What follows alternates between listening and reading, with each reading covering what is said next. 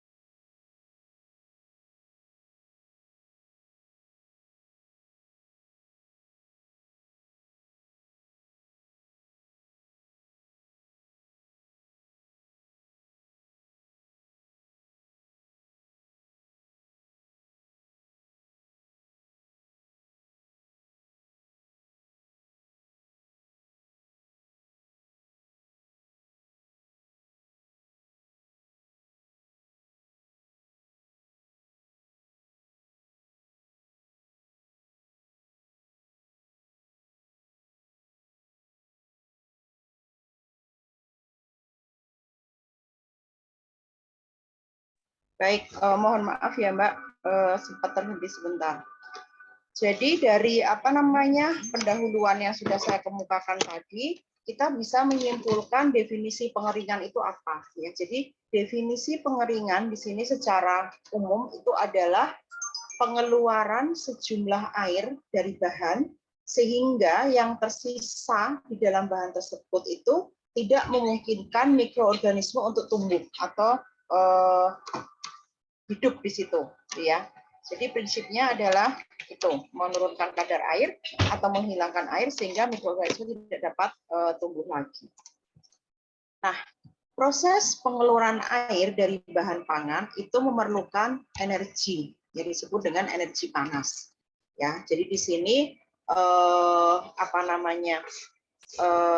dengan adanya energi panas ini kadar air dari bahan itu akan turun. Nah, proses pengeringan itu bisa berdiri sendiri atau merupakan bagian utama dari teknologi proses pengolahan pangan, atau dia bisa dikombinasikan dengan teknologi pengolahan yang lainnya. Jadi dia merupakan bagian dari rangkaian proses pengolahan pangan, gitu ya. Jadi memang beberapa teknologi pengolahan pangan itu dia tidak berdiri sendiri. Jadi dia dikombinasikan dengan teknologi pengolahan pangan lainnya, seperti itu ya. Nah, proses pengeringan itu biasanya disertai dengan proses penguapan air. Ya, jadi di sini ketika terjadi proses penguapan itu dibutuhkan panas laten, atau yang disebut dengan panas laten penguapan. Nah, ada dua proses penting terkait dalam proses pengeringan ini, yaitu proses pindah panas dan proses pindah massa. Ya, jadi kalau proses pindah panas itu mengakibatkan penguapan air, sedangkan proses pindah massa itu yang menyebabkan pergerakan air atau uap air melalui bahan pangan, kemudian airnya itu akan terpisah dari bahan atau menguap, gitu ya. Jadi di sini melibatkan dua proses itu, pindah panas dan pindah massa. Nah, pergerakan air dalam bahan pangan itu terjadi melalui proses difusi karena adanya perbedaan tekanan uap air antara bagian dalam dan permukaan bahan. Ya, jadi proses perpindahan energinya atau energi panas itu dia berlangsung secara konduksi, sedangkan permukaan bahan pangan ke udara itu berlangsung secara konveksi. Ya, jadi ada dua proses terkait dengan proses pengeringan ini.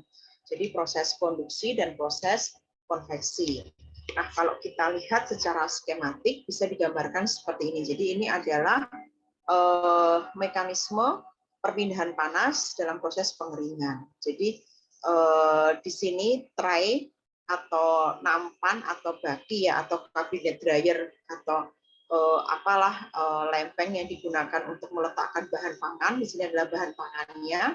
Kemudian dari lempeng panas ini ke bahan pangan itu akan terjadi perpindahan panas secara konduksi, sedangkan dari bahan pangan ke udara itu akan terjadi perpindahan panas secara konveksi, ya. Jadi di sini ada beberapa faktor yang berpengaruh termasuk aliran udara, ya. Jadi ini adalah tadi perpindahan melalui proses konduksi dan proses konveksi. Maaf. Kalau yang secara radiasi ini adalah yang pengeringan yang melalui penjempuran matahari atau secara manual biasanya atau secara konvensional itu proses pindah panasnya dengan radiasi. Tetapi kalau dengan peralatan yang artifisial atau buatan biasanya terjadi perpindahan secara konduksi dan konveksi.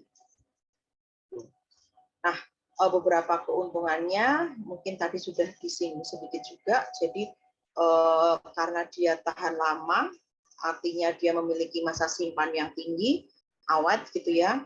Volumenya jauh lebih ringkas, jadi lebih mudah lebih kecil gitu ya, sehingga menghemat ruang pengangkutan dan pengepakan. Nah, dengan proses pengeringan itu juga beratnya akan berkurang sehingga memudahkan proses transportasi. Nah, biaya produksinya juga relatif lebih murah. Nah, selain itu memang ada beberapa produk pangan yang dia itu bisa dikonsumsi setelah dikeringkan, ya. Jadi misalnya kopi dan teh, ya. Kita tidak mungkin mengkonsumsi biji kopi secara utuh, ya. Jadi dia harus dikeringkan terlebih dahulu. Begitu juga dengan teh, ya. Jadi teh itu kan tidak mungkin kita mengkonsumsi daun atau pucuk teh yang seger langsung, tidak. Jadi itu harus dikeringkan terlebih dahulu. Jadi ini adalah salah satu dari keuntungannya itu. Memang proses ini diperlukan yang dia berdiri sendiri untuk produk pangan tertentu. Nah, ada keuntungan, ada juga kerugiannya. Jadi beberapa kerugian mungkin tadi bisa saya singgung sedikit ya. Jadi bentuk, kemudian penampakan, kemudian sifat fisik dan sifat kimia dari produk-produk yang dikeringkan itu biasanya dia akan berubah, ya. Warna kita lihat bentuk segar dari bentuk kering itu pasti akan berbeda. Kemudian sifat kimiawi beberapa produk yang kandungan dominan atau kandungan utama dalam bahan tersebut yang memiliki zat gizi yang sensitif terhadap panas, tentu saja dia akan menurun kandungannya. Itu pasti ya, karena dengan pengeringan itu kan dibutuhkan panas yang tinggi sehingga dia akan menurun mutunya, kualitasnya, dan lain-lain. Nah, beberapa bahan kering atau bahan yang sudah dikeringkan ini dia memerlukan proses tambahan gitu ya ketika akan dikonsumsi. Salah satunya adalah memerlukan proses rehidrasi gitu ya. Ini produk-produk kering, produk-produk makanan bayi itu kan dia merupakan salah satu produk pengeringan juga dengan menggunakan drum dryer ataupun spray dryer. Tetapi ketika akan dikonsumsi dia perlu direhidrasi terlebih dahulu. Jadi sedikit agak repot gitu ya. Kalau misalnya produk-produk penggorengan kan setelah digoreng kita tinggal makan, itu lebih simpel. Tapi kalau beberapa produk yang hasil pengeringan ini memang dia perlu direhidrasi terlebih dahulu untuk dikonsumsi lagi. Itu adalah salah satu kerugiannya. Itu ya. Jadi kalau dalam teori pengeringan, karena kita tadi menurunkan kadar air sampai batas tertentu, di sini ada istilah aktivitas air atau water activity, itu sering disingkat dengan AW. Nah, AW ini adalah perbandingan tekanan tekanan air pada permukaan bahan pangan dibagi dengan tekanan uap air murni. Ya, ini yang disebut dengan water activity. Nah, AW minimum atau AW tertentu untuk bahan pangan itu berbeda-beda.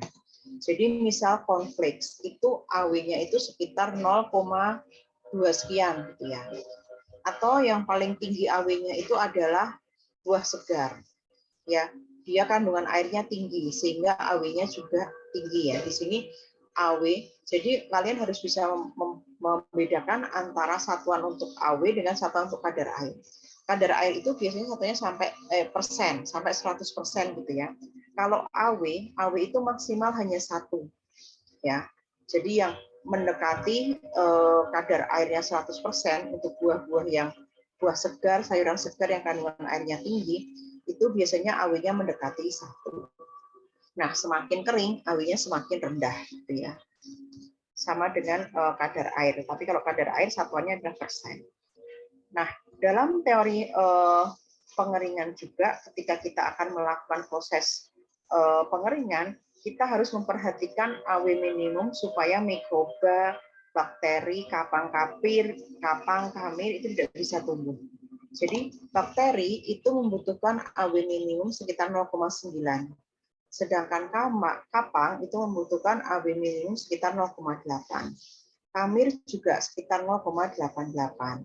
Kemudian untuk bakteri halofilik itu AW minimumnya sekitar 0,75.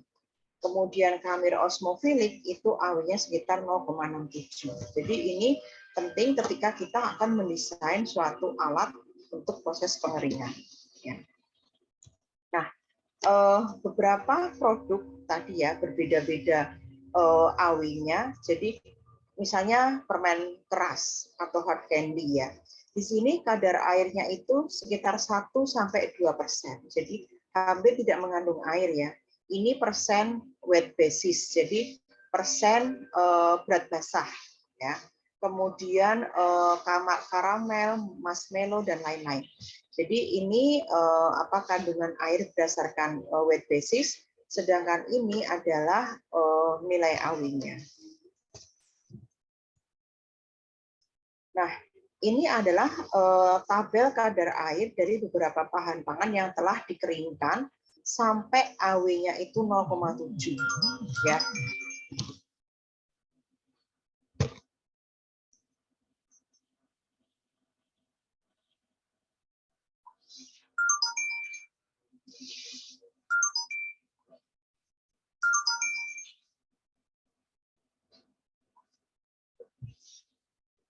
Ya, jadi ketika dikeringkan sampai AW-nya 0,7, biji-bijian ini kadar airnya dia mencapai 15%. Kemudian sayuran kering itu biasanya kadar airnya 14-20%. Buah kering itu 18-25%. Pati 18%. Kemudian susu bubuk itu sampai 8%. Ini ya. Ini ketika AW-nya itu diturun. AW-nya sekitar 0,7. Nah, Di sebelah kanan ini adalah tabel kadar air biji-bijian dan kacang-kacangan yang telah dikeringkan serta daya tahannya. Jadi ketika kadar airnya itu 12-14%, dia itu mampu bertahan atau memiliki umur simpan sekitar 6 bulan. Kemudian kalau beras kadar airnya kurang lebih 14%, itu dia daya tahan atau daya simpannya sampai kurang lebih 3 bulan. Itu tuh ya. Jadi ini beberapa untuk serealia dan kacang-kacangan. Nah, ini adalah beberapa produk-produk yang dikeringkan. Jadi ini adalah fruit leather. Jadi fruit leather ini semacam nori ya. Mbak dan Mas sudah mengenal nori ya. Jadi kalau nori itu kan dibuat dari bubur rumput laut, kemudian dia dibikin lembaran tipis dengan cara dikeringkan. Di oven biasanya kalau nori. Nah sama, ini fruit leather, ini juga dia berasal dari pure buah ya. Jadi buah dibikin dalam bentuk bubur, kemudian ditambahkan beberapa bahan tambahan pangan supaya dia bisa lengket ya, bisa lekat, kemudian dikeringkan di dalam oven. Nah, ini disebut dengan fruit leather. Jadi ini biasanya bisa dikonsumsi begitu saja, kayak semacam kita mengkonsumsi nori ya. Biasanya fruit leather ini juga bisa setelah jadi dia ditambahkan dengan beberapa taburan tertentu kayak semacam ya bisa dikonsumsi seperti keripik seperti itu. Ya. Ini mirip banget dengan nori, tapi bahan bakunya ini adalah buah biasanya. Nah, kemudian beberapa contoh produk pengeringan yang lainnya adalah beberapa pangan biasanya yang dia didesain khusus untuk astronot. Jadi dia dikonsumsi di luar angkasa. Ya, jadi biasanya dia di freeze dry ataupun dibentuk dalam bentuk dehydrated ya. Jadi kalau misalnya jus, kalau di luar angkasa astronot itu mau mengkonsumsi jus, itu kan bentuknya sudah didehidrasi seperti ini. Jadi tinggal dilarut. Ini kayak semacam kantong didehidrasi, kemudian ketika akan dikonsumsi ditambahkan air seperti itu. Nah, ini kalau beberapa produk dia divakum supaya dia tahan lebih lama gitu ya. Ini adalah salah satu dari aplikasi untuk pengolahan dengan pengeringan. Ya, kalau ini yang secara penjemuran ya, jadi menggunakan sinar matahari. Ini ada pengeringan tomat, kemudian ikan, pengeringan ikan gitu ya. Jadi ikan dibentuk dalam lembaran tipis-tipis, kemudian dia dikeringkan dengan sinar matahari.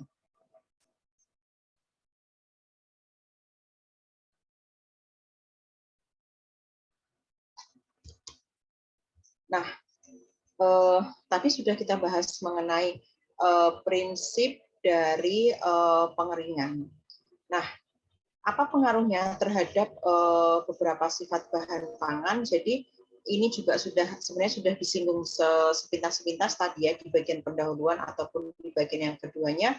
Kalau beberapa produk yang dikeringkan itu memang nilai gizinya akan lebih rendah dibandingkan dengan bahan segarnya.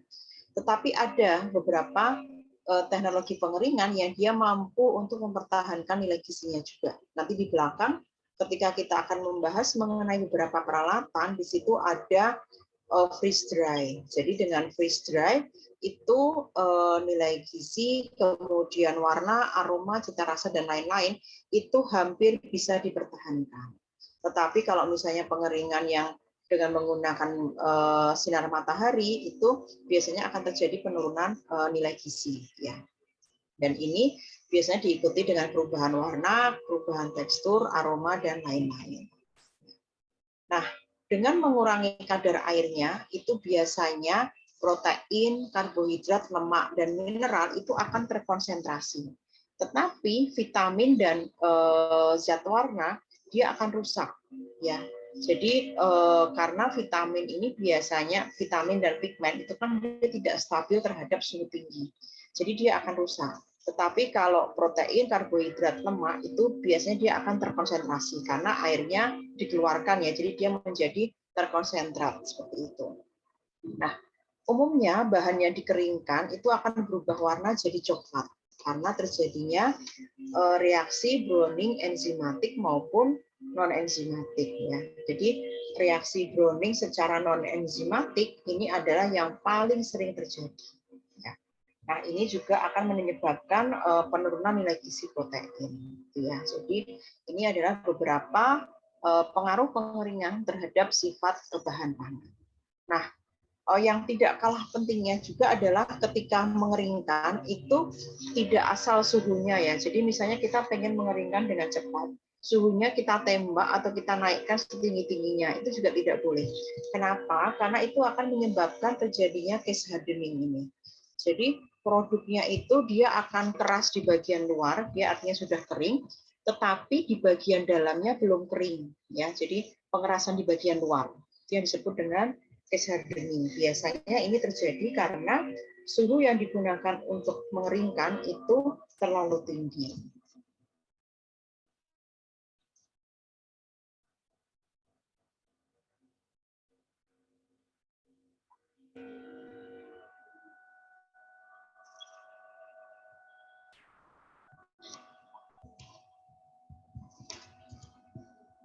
Nah, selanjutnya adalah prinsip proses pengeringan. Jadi tabel ini itu harus tabel kurva ini itu Mas dan Mbak harus kuasai gitu ya. Ini adalah teori dasar dari pengeringan itu. Jadi sumbu horizontal ini adalah suhu ya. T3, T1, T dan T2 ini adalah suhu. Sedangkan sumbu vertikal ini adalah tekanan. Di sini satuannya kilopascal. Nah, di sini di sebelah kiri garis ini adalah fase padat, sedangkan di sebelah kanan ini adalah fase cair.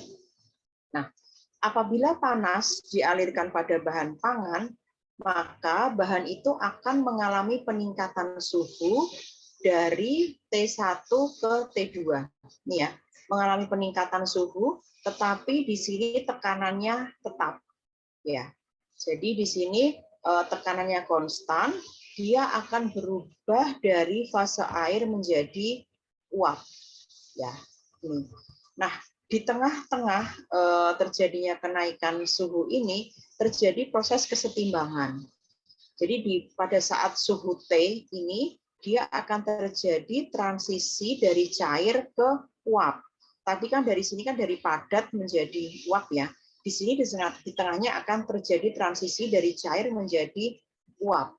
Di sini akan melibatkan panas laten penguapan tadi. Nah, setelah itu akan terjadi proses sublimasi. Jadi dari fase padat atau es itu akan berubah menjadi fase uap. Jadi di sini produk menjadi kering, gitu ya. Jadi ini untuk teori dasar pengeringan Anda harus memahami mengenai kurva pengeringan ini. Nah, ada beberapa faktor yang mempengaruhi kecepatan pengeringan. Ya, jadi yang pertama luas permukaan, ini jelas ya. Jadi semakin besar luas permukaan, bahan itu akan semakin mudah dikeringkan atau proses pengeringannya atau kecepatan pengeringannya itu akan semakin tinggi. Gitu. Kemudian yang kedua suhu.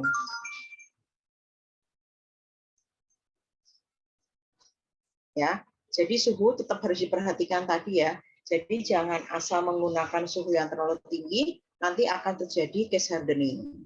Kemudian kecepatan udara, kelembaban udara. Nah, kecepatan udara, kelembaban udara, tekanan atmosfer ini, kalau kita menggunakan peralatan yang artifisial, ini bisa dikendalikan atau bisa disetting. Tetapi kalau kita menggunakan pengeringan dengan menggunakan penjemuran, ini tidak bisa dikendalikan. Jadi sangat tergantung pada cuaca. Nah, ini dua bagian sudah. Ya, yang terakhir kita akan membahas mengenai beberapa tipe-tipe dari alat pengering. Ya, jadi kalau dilihat apa namanya akan sinar matahari, ada yang secara artifisial dengan menggunakan alat. Jadi bisa menggunakan oven, bisa menggunakan freeze drying, bisa menggunakan vacuum drying, menggunakan osmotic dehydrating, spray dryer, dry dryer. Nanti kita akan lihat spesifikasi untuk masing produk yang bisa dikeringkan dengan masing-masing alat ini, ya. Nah, kita lihat dulu dari yang pertama dengan menggunakan sinar matahari atau yang sering dikenal dengan istilah penjemuran, ya. Jadi pengeringan sebagai sumber energi panasnya, ya.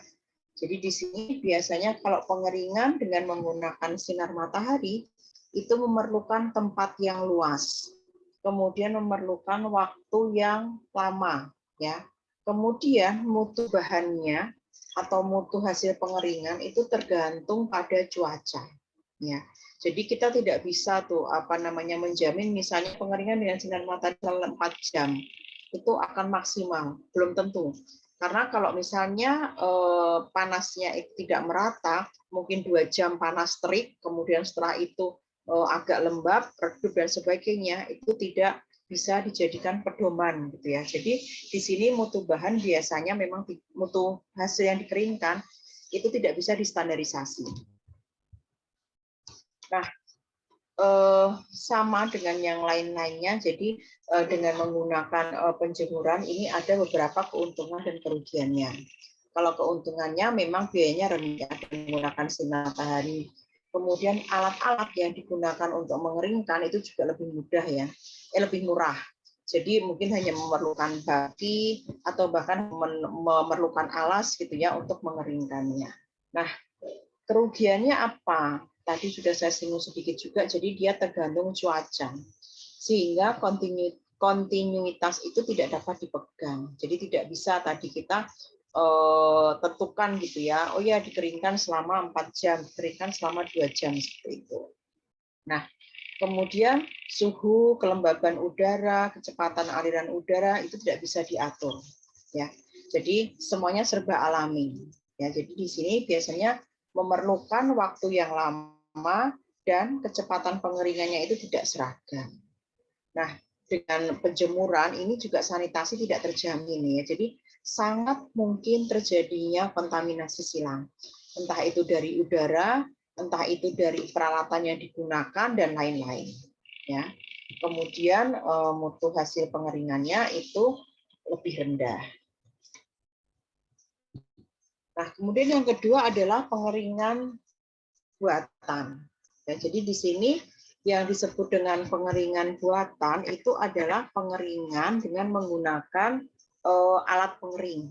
Ya, jadi di sini beberapa kelemahan yang didapatkan dari pengeringan secara natural tadi itu diperbaiki dengan menggunakan pengering buatan ini. Jadi di sini suhu, kemudian kelembaban udara, kemudian kecepatan aliran udara dan waktu pengeringan itu bisa diatur dan diawasi, ya. Jadi bisa disetting alatnya. Nah, untuk pengeringan buatan itu dibagi menjadi dua. Jadi ada pengeringan adiabatik, ada pengeringan isotermik, ya. Jadi untuk pengeringan adiabatik itu pengeringan di mana panas dibawa ke alat pengering oleh udara panas.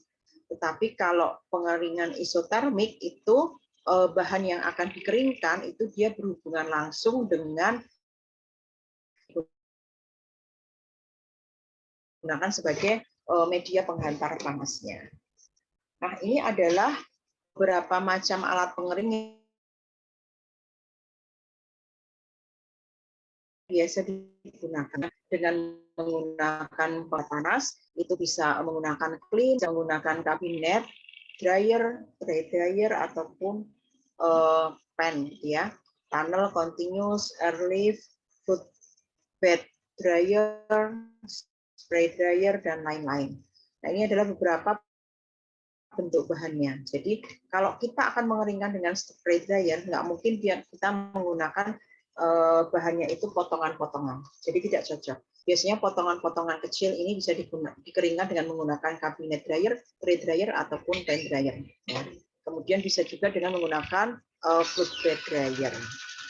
Nah, kemudian yang kedua adalah alat pengering drum atau roller. Ya, di sini sebenarnya disebut dengan drum dryer. Nanti di akhir akan saya lihatkan seperti apa drum dryer itu, ya. Nah, biasanya dengan menggunakan drum atau roller dryer ini untuk bahan pangan yang bentuknya bubur atau cairan. Ya.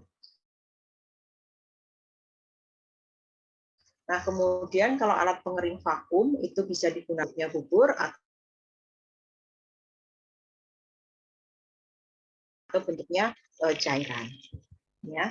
Jadi nanti tabel yang ini nanti silahkan Mbak dan Mas baca secara mandiri gitu ya. Jadi di sini adalah beberapa jenis produk dan tipe pengering yang biasa digunakan. Nah, kita akan lihat contoh-contohnya secara sepintas ya. Jadi ini yang disebut dengan tray dryer atau pengering kabinet atau kabinet dryer ya. Jadi di sini prinsipnya itu sumber panas itu berasal dari elemen elektrik. Jadi berasal dari heater ya.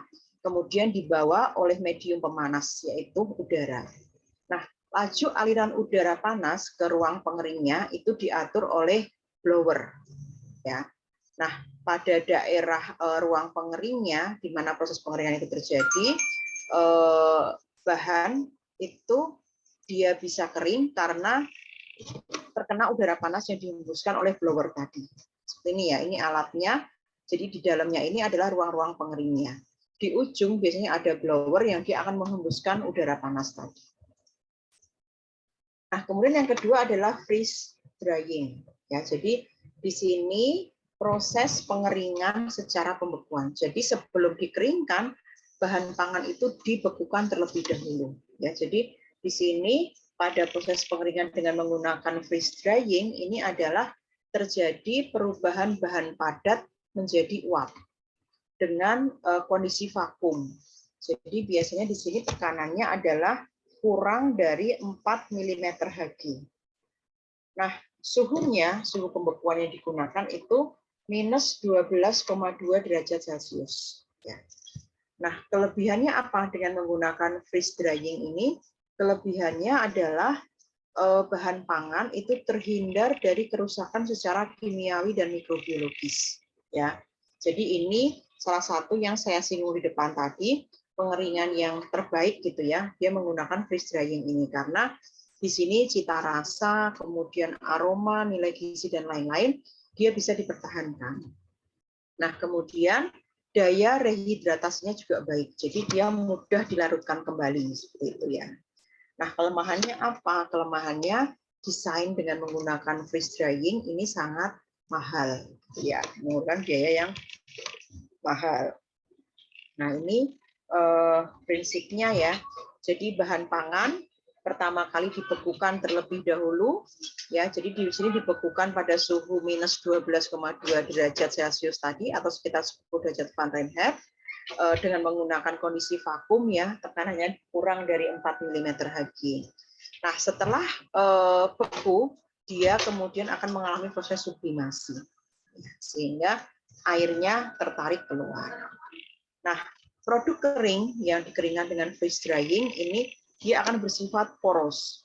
Kemudian di sini warna, bentuk, aroma itu sama dengan bahan asalnya. Jadi karena dibekukan secara cepat tadi ya, nanti kalau kita belajar mengenai pendinginan pembekuan, ada pembekuan lambat, ada pembekuan cepat. Nah, ini salah satu kalau freeze drying ini dia dibekukan secara cepat terlebih dahulu. Jadi komponen-komponen yang kemungkinan dia akan hilang atau rusak di sini bisa diminimalisir. Ya. Ini prinsipnya dengan sublimasi. Jadi dari padat menjadi gas atau uap. Nah, faktor-faktor yang mempengaruhi freeze drying diantaranya yang pertama adalah kecepatan pembekuan. Jadi kombinasi suhu, waktu dan tekanan ini harus optimal, ya. Kemudian yang kedua adalah jenis, bentuk dan ukuran bahan. Kemudian yang ketiga adalah suhu pengeringan. Kemudian tekanan ruang pengering dan kecepatan pengeringan. Ya, jadi faktor-faktor ini harus diperhatikan. Nah, spesifikasi akhir dari produk yang dikeringkan dengan freeze drying biasanya sifat fisiknya itu tidak berubah. Jadi warna, aroma, kemudian bentuk, tekstur itu hampir sama. kemudian dia mudah direhidrasi. Kemudian secara kimia pun dia tidak mengalami penurunan yang begitu drastis. Jadi di sini mutu lebih bisa pengertian secara freeze drying. Ini alatnya ya. Jadi ini yang disebut dengan alat freeze drying tadi. Jadi bahan dibekukan dengan pendingin sistem kompresi uap. Kemudian setelah mencapai suhu di bawah titik bekunya, panas dari koil pemanas ini akan membuat es kristal itu menjadi uap. Ya, jadi di sini tadi ini kombinasi dari pembekuan dan pengeringan, sehingga sebutnya dengan freeze drying. Nah, ini yang kedua adalah spray dryer. Ya, 3 D-nya spray dryer. Jadi spray dryer ini biasa digunakan dalam pembuatan susu bubuk. Kemudian makanan-makanan bayi yang bentuknya bubuk ini biasanya dengan menggunakan spray atau menggunakan drum dryer atau roller dryer ya. Jadi di sini biasanya bahannya itu berbentuk cair, jadi nggak bisa bahan bentuk bubuk, bentuk bubur ataupun bentuknya padat. Jadi bahan yang bisa dikeringkan dengan spray dryer ini biasanya bentuknya cair, karena bahan itu akan dipompa ke dalam atomizer, jadi akan diubah menjadi butiran-butiran kecil atau partikel-partikel yang berukuran kecil dan seragam. Ya. Nah, partikel-partikel tersebut kemudian akan dikeringkan oleh pemanas yang berasal dari heater elektrik. Ya. Nah, kemudian dia akan ditampung di dalam suatu chamber pengering. Setelah itu, dia akan dialirkan ke dalam siklon. Jadi ini ya. Jadi di sini butiran-butiran atau partikel-partikel yang kecil dan halus tadi dia akan berterbangan. Kemudian masing-masing dia akan turun karena ada gaya sentrifugal. Nah, kemudian dia akan ditampung di dalam tabung penampung di bawah siklon ini, ya. Jadi itu adalah prinsip dari spray dryer. Nah, selanjutnya ada fluid bed dryer. Nah, jadi di sini kalau fluid bed dryer, udara panasnya itu berasal dari heater elektrik, kemudian dialirkan dengan bantuan kipas atau fan, ya. Jadi di sini aliran udaranya itu bergerak dengan tipe vertikal, ya. Udara panas digerakkan dengan kecepatan tinggi sehingga akan menggerakkan partikel bahan yang dikeringkan. Nah, proses ini itu akan mengakibatkan seluruh permukaan bahan bersentuhan dengan udara pemanasnya. Ya. Nah, ini yang terakhir adalah double drum dryer atau yang disebut dengan roller dryer, atau ada yang menyebutnya cuma drum dryer seperti itu ya. Jadi di sini ada 2 drum. Ini sebenarnya seperti lingkaran ya, tapi ini sebenarnya fisiknya itu seperti 2 drum yang berputar. Jadi 2 drum ini berputar, dia masing-masing panas gitu ya. Kemudian dari bagian tengahnya ini dialirkan produknya tadi. Nah, ketika melewati bagian tengah ini, dia kan akan mengalami proses pengeringan karena drum yang berputar ini panas, ya. Jadi setelah kering, kemudian di bagian ujung ini ada pisau pengikisnya. Jadi kemudian kayak akan dikerik gitu ya. Jadi dari lapisan yang rollernya tadi kemudian akan dikerik, kemudian produk yang sudah kering akan jatuh di bawahnya. Seperti itu ya. Jadi itu prinsip dari drum dryer. Nah, kemudian ada osmotik dehidrasi. Ini sebenarnya kemarin kalian praktikumkan ya. Jadi penggulaan, pembuatan jam, jelly, marmalade itu adalah salah satu osmotik dehidrasi ini atau pemekatan biasanya ya. Jadi di sini dari larutan encer dibuat menjadi lebih pekat. Ini prosesnya dinamakan dengan prosesnya terjadi secara difusi ya. Jadi di sini ada membran semi permeable ya, di sini digunakan larutan gula dengan konsentrasi 20, 40 ataupun 60%. Jadi di sini akan tersisa hanya 50% dari berat buah awalnya ya. Ini kemarin jadi yang Anda praktikumkan itu adalah salah satu contoh dari pemekatan atau osmotik dehidrasi ini. Nah, keuntungannya apa? Dia tidak tergantung pada suhu tinggi ya. Jadi pemasakan biasa ya. Jadi gula atau sirup dengan adanya dehydrating agent ini dia akan menghasilkan cita rasa yang diinginkan. Nah, dengan osmotik dehidrasi ini juga reaksi browning enzimatik itu bisa dihindari. Rasanya juga lebih manis keuntungannya itu. Ya. Jadi ini adalah beberapa aplikasi dari osmotik dehidrasi tadi. Jadi untuk pembuatan pemekatan salah satunya ya. Jadi yang pembuatan sirup, kemudian pembuatan jam, jelly, selai dan sebagainya ini salah satu dari biasanya memang osmotik dehidrasi ini digunakan untuk pengeringan bahan-bahan yang mengandung gula cukup tinggi. Ya, jadi kan nggak bisa kita mengeringkan sirup itu dengan menggunakan oven atau menggunakan sinar matahari, nggak bisa. Jadi dengan menggunakan dehydrating agent ini. Itu ya. Jadi itu Mbak dan Mas terkait dengan proses pengeringan. Sampai di sini ada yang mau ditanyakan? Boleh silahkan dinyalakan mikrofon.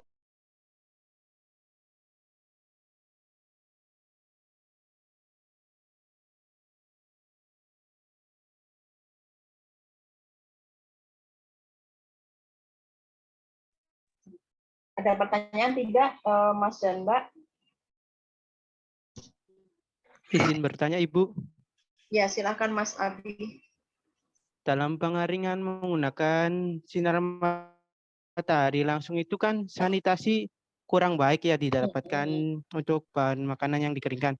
Untuk mengatasi sanitasi agar lebih baik itu bagaimana, Ibu? Jadi gini, sanitasi yang kurang baik tadi kan bisa diakibatkan karena proses kontaminasi silangnya, Mas ya. Jadi memang itu tidak bisa dihindari karena kalau kita menggunakan pengeringan secara langsung, terutama sinar matahari, kan kita tidak mungkin menciptakan ruang yang higienis dan sebagainya, ya. Jadi memang ya itu salah satu kelemahannya. Cara mengatasinya seperti apa ya agak susah gitu ya. Jadi biasanya kan dengan menggunakan sinar matahari itu kalau misalnya kita jemur dia di pinggir jalan, kemungkinan debu-debu yang berterbangan itu akan menempel. Misalnya kita mengeringkan ikan, mengeringkan apa dan lain-lain itu ya. Itu memang salah satu kelemahannya. Jadi kalau pengen menurun supaya higienis ya ketika proses pemasakannya kan setelah dikeringkan itu kan tidak langsung dikonsumsi ya. Misalnya kita membuat tadi ikan kering, lembaran-lembaran ikan kering atau membuat ikan asin ya, itu kan selain dia pengasinan dia juga butuh pengeringan. Nah, ketika akan dikonsumsi ya itu yang bisa meminimalisir terjadinya untuk menghilangkan kontaminasi tadi. Misalnya dengan dicuci lagi lebih bersih dan lain-lain itu, Mas. Jadi kalau proses pengeringannya sendiri dengan menggunakan sinar matahari untuk meminimalisir terjadinya kontaminasi itu memang agak susah. Ya, jadi yang bisa dilakukan ya ketika proses selanjutnya. Jadi ketika akan diolah ya dengan pencucian, kemudian dengan apa lagi contohnya. Itulah bisa diaplikasikan dengan yang lain-lainnya. Itu Mas Abi. Baik, Ibu, paham. Terima kasih. Kemudian ini yang kelompok ini itu sudah praktikum yang tentang pemekatan tadi nggak? Yang ya pemekatan lah, penggulaan lah. Sudah praktikum tentang itu ya? Sudah, Ibu. Oke. Kemarin hasilnya seperti apa? Yang selai gitu bisa dioles dengan baik apa enggak? Bisa, Ibu. Bisa, Ibu. Bisa. Saya belum praktikum, Ibu. Oh ya, memang ada beberapa rombongan yang belum praktikum. Nanti praktikum minggu ini mungkin praktikum ya, Mbak, berarti ya. Iya, Ibu. Yang selai nanas juga bisa dioles dengan baik, karena memang kan ada beberapa kelompok yang dia keras ya. Jadi karena mungkin pemasakannya suhunya terlalu tinggi tadi ya, jadinya terbentuknya kayak semacam kristalisasi gitu. Jadi dia kayak kering, hampir kering. Ya. Jadi nanti tolong diperhatikan tadi kan yang saya ceritakan pengeringan ini atau pemekatan itu juga tergantung pada suhu. Jadi biasanya kan digunakan pemasakannya itu apinya yang kecil. Kalau apinya terlalu besar ya terjadi browning yang pertama, jadi warnanya menjadi tidak menarik lagi ya. Kalau nanas itu yang tadinya dia kuning bagus gitu ya, kalau browning ya dia akan berubah menjadi agak kecoklatan. Jadi nanti kalau yang belum praktikum, kalau pas praktikum tolong diperhatikan itu gitu ya. Itu Mas dan Mbak. Jadi insya Allah sih minggu ini gitu ya. Nanti akan saya post semua materinya di Elena. Kemudian nanti silahkan Mbak dan Mas download, kemudian dibaca. Minggu depan atau minggu depannya gitu ya, kalau misalnya kita ketemu offline itu, saya harapkan saya akan hanya membahas secara sepintas gitu, atau mungkin saya akan membahas dari pertanyaan-pertanyaan yang Mbak dan Mas ajukan gitu ya. Tuh. Masih ada yang mau didiskusikan? Cukup?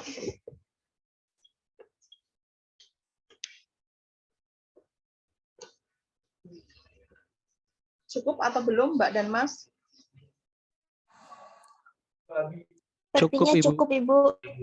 Baik, kalau cukup, semoga apa yang saya sampaikan tadi ada manfaatnya. Kalau bermanfaat, silahkan diambil. Kita ketemu lagi untuk pertemuan minggu depan. Nanti platformnya apa? Saya komunikasi dengan koordinator mata kuliahnya. Ya, Mbak, saya akhiri sampai di sini. Wassalamualaikum warahmatullahi wabarakatuh.